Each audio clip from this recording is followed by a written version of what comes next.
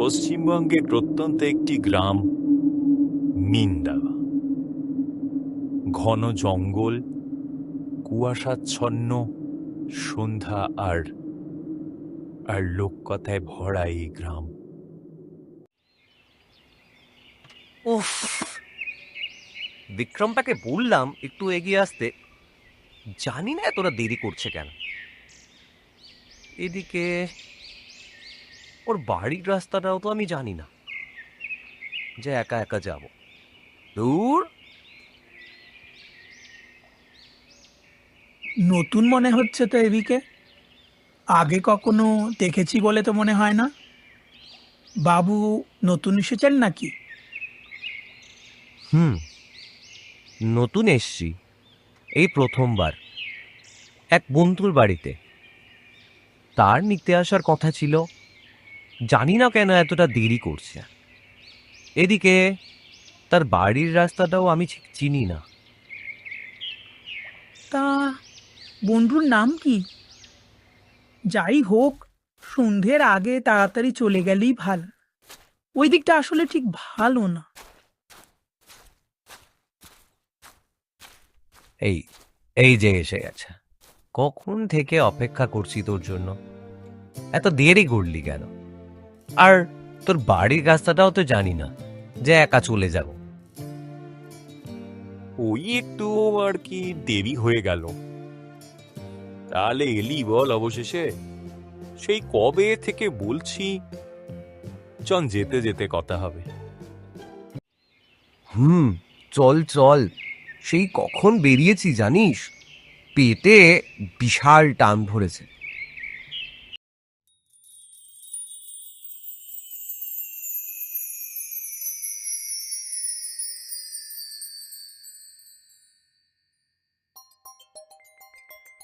তাহলে এতদিন পরে শেষমেশ বন্ধুর বাড়িতে এলি বল?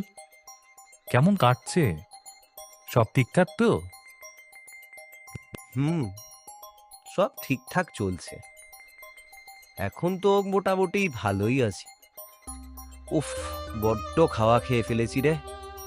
এবার একটা টানা ঘুম দিতে হবে।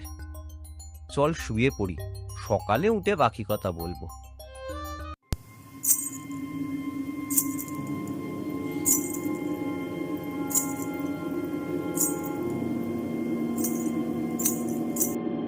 ওটা কিসের শব্দ? কেউ যেন নূপুর পরে ঝুমঝম করে হেঁটে বেড়াচ্ছে।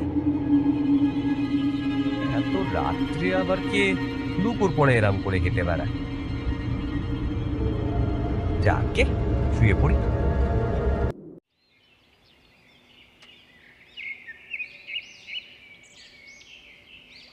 কি রে, ঘুম ভাঙলো? রাতে ঠিকঠাক ঘুমিয়েছিস তো? তা হয়েছে আর কি, বেশ ভালোই ঘুমিয়েছি। জানিস, কাল রাতে কেমন একটা যেন আওয়াজ শুনতে পেলাম, নূপুরের শব্দ। তবে ঘুম থেকে উঠে কিছু আর বুঝতে পারিনি। বলিস কি হে? হ্যাঁ রে, ঠিক বলছি। তবে সত্যিই শুনেছি, নূপুর পরে কেউ যেন হেঁটে যাচ্ছে। বিক্রম অবাক দৃষ্টিতে তাকিয়ে থাকে। আগে অনেক কথা শুনলেও বিক্রম নিজে কোনোদিন এমন অভিজ্ঞতার সম্মুখীন হয়নি। জানি না কতটা সত্যি বা কতটা মিথ্যে, তবে গ্রামের অনেকেই রাতের বেলা এরকম নূপুরের শব্দ শুনেছিল। গল্প কথা রটনা আছে যে এই গ্রামের পিছনে নাকি একটা ঘন জঙ্গল আছে, সেখানে নাকি প্রতি রাত্রে নিশি ঘোরে। নিশি? সে আবার ঠিক? অত শত বুঝি না ভাই, শুনেছি কোনো এক সুন্দরী মায়াবী রমণী নাকি রাতের বেলা ঘুরে বেড়ায়, আর কেউ যদি তার ডাকে সাড়া দেয় তাহলে পৃথিবীতে তার শেষ দিন হয়, বুঝলি? না, তা আবার হয় নাকি? কি জানি, গ্রামের লোক ওদিকে যায় না, তবে অনেকেই নাকি এমন নুপুরের আওয়াজ, হাসির শব্দ শুনে। আমি ঠিক এতটা বিশ্বাস করি না, তবে বুঝলি তো, বাড়ির লোকের কথা শুনে এনে ওই জায়গাটা এড়িয়েই চলি। চল যাই একবার, দেখে আসি কথাটা সত্যি না ভুল। খেপেছিস? বাড়ির লোক জানতে পারলে কেলেঙ্কারি। দেখ, কদিন ঘুরতে এসছিস, ভালো করে এনজয় কর, এইসব করে কোনো লাভ নেই।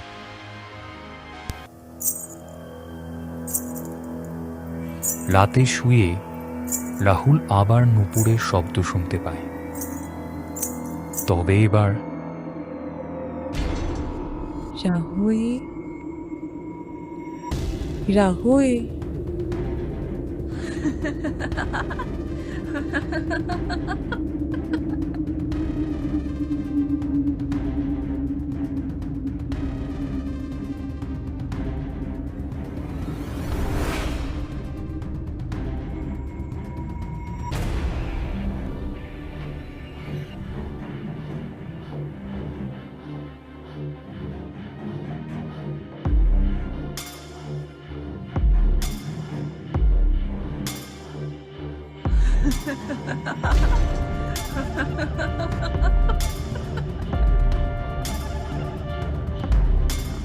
কে কে ওখানে?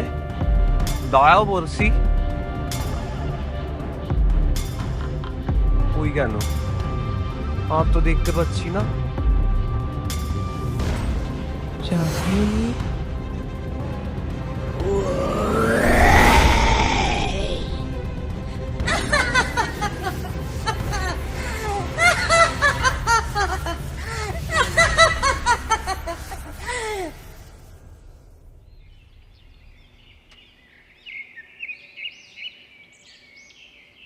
উফ, একে নিয়ে আর পাওয়া যায় না। এই, উঠবি তো? এখনো ঘুম থেকে উঠলি না? কত আর ঘুমাবি? ওঠ ওঠ, কত বেলা হয়ে গেল দেখ। হাত পায়ে বড় ব্যথা রে, কি জানি, বড় কষ্ট হচ্ছে।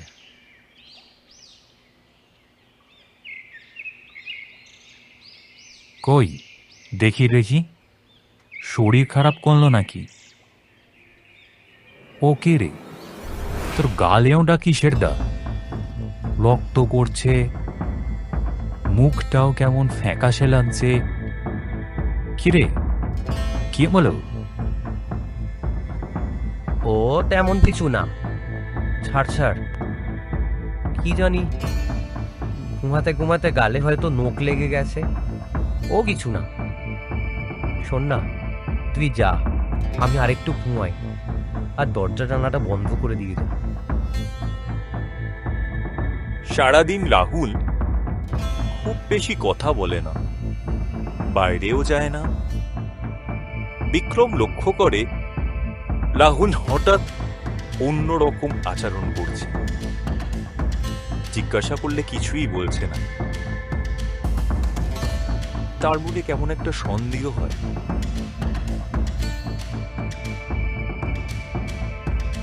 রাতে শুয়ে বিক্রম মনে মনে ভাবতে থাকে, কি এমন হলো রাহুলের যে তার আচরণের এত বড় পরিবর্তন। প্রায় সারাটা দিনই সে আজকে ঘর থেকে বেরোয়নি, চুপচাপ পড়েছিল। তবে কি কিছু হলো? ভাবতে ভাবতে বিক্রম দেখে রাহুল মাঝরাতে ঘর থেকে উঠে দরজা দিয়ে বেরিয়ে যাচ্ছে।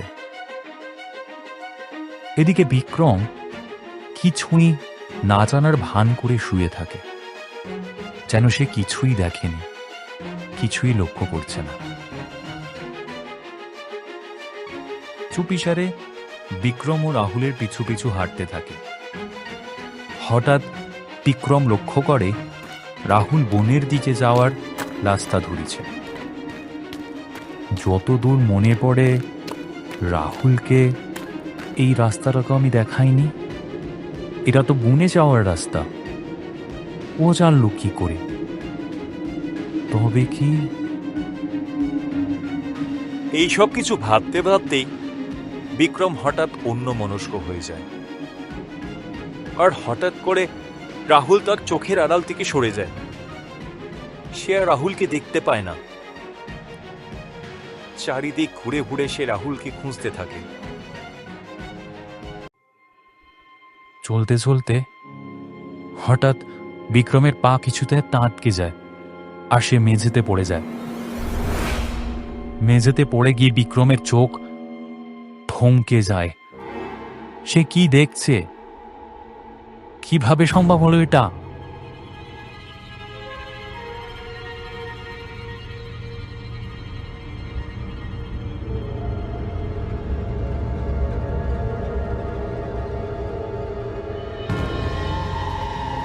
আমি গত রাতেই মারা গেছি বিক্রম।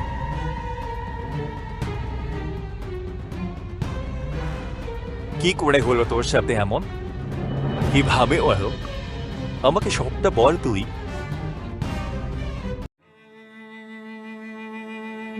গত রাতে আমি আবার নুপুরের শব্দ শুনতে পেয়েছিলাম, আর তাকে দেখতেও পেয়েছিলাম। তার পিছু অনুসরণ করেই আমি এই বনে আসি।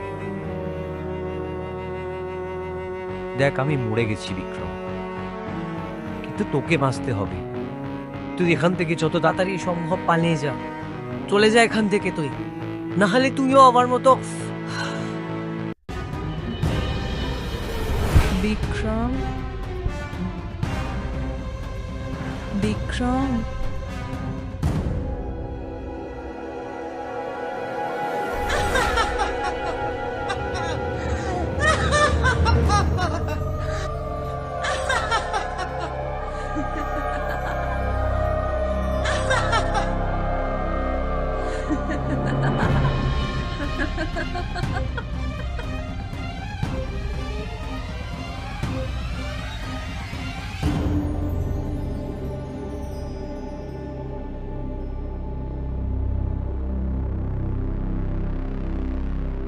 আজ থেকে রাহুল আর বিক্রম ওপারের বন্ধু।